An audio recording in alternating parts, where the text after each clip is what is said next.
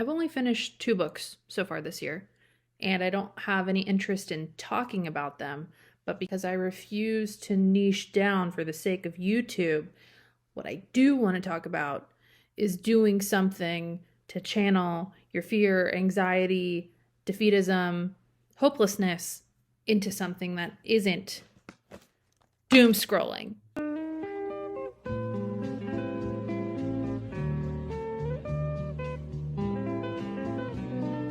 If you've spent any time perusing thoughts from my previous videos, you may or may not know that I am what some people might call derisively a leftist. And in this moment of crisis, governmental collapse, fascism, oligarchy, Nazism on the national stage, I think it's safe to assume that our government does not care about us, will not help us.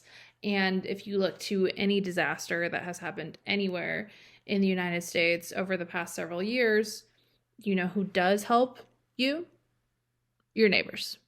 So I say all that to say, my fellow Americans, we might not be thrilled about being Americans, but it is a great time to be thrilled about being a neighbor.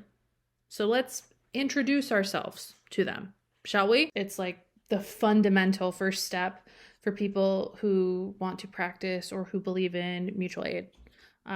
You don't have to go finding orgs, although you should. I posted this graphic on Instagram and Threads earlier today about different types of orgs and groups you could look for, should look for in your community to support, join, or learn about. I promise you, there's at least one, maybe multiple of these, somewhat close to where you live if you do enough digging to find them. I've lived at my current apartment complex for coming up on 3 years, and I've always had a vague awareness of my neighbors, but I've never really formally introduced myself, and I want to make sure that my neighbors know I'm a resource for them, because at some point there will be a natural disaster, or the power will go out, or I don't know, the government will fall. Who's to say? It's important that you can name the faces of the people who live the closest to you, who can share resources and organize to help you get through whatever it may be. Because when it comes down to it, when there is a flood, when there is a fire, when there is a hurricane sweeping through the mountains of Western North Carolina, as it never has before, people aren't going to care who you vote for. There might be some assholes who are hoarding resources, but they are the minority. Studies have shown that time and time again, when it comes down to it, humans show up for each other, and who can show up for you the easiest? Probably the people who live beside you. I decided to put together a bag, and I want to go through that with you. I know a lot of folks will suggest you like bake something. I will say, if you can bake, please be mindful of ingredients and like share those ingredients when you are delivering food, because you never know who has intolerances or life-threatening allergies. In my bag, I have 2 high-quality masks, a note card introducing myself, indicating the kinds of things I'm willing to help with, and giving them contact details of where they can find me or how they can reach me if they need help with those sorts of things. It has a picture of me and my dog so folks can identify me out in the wild, because I did just leave these bags on people's doors. I feel like people will be more receptive to that than if I demand they come to the door and have an awkward conversation with me. But if you are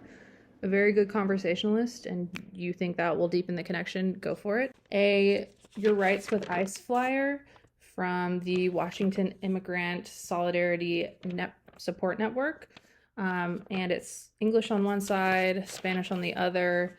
It includes a lot of the just standard do's and don'ts you should remember if you engage with an ICE officer. And I thought this one was cool as well, because it also has pictures of the types of information you should look for on a warrant to know if it's legit or not. Red cards from the Immigrant Legal Resource Center that tell you some of these same rules that you should keep in mind on one side, but then on the other side, there's also an English translation saying that you know your rights, you know you don't have to comply, that you can hand to the ICE officer or slide under the door. And I have one of these in English, one of these in Spanish. I printed out little cards with a link to don'tcallthepolice.com that provides resources for housing, mental health support, elders, youth, LGBTQ, substances, domestic violence, crime, etc. For my city, a what to do if you have COVID one-pager from the People's CDC, which not only includes some very high-level information about what to do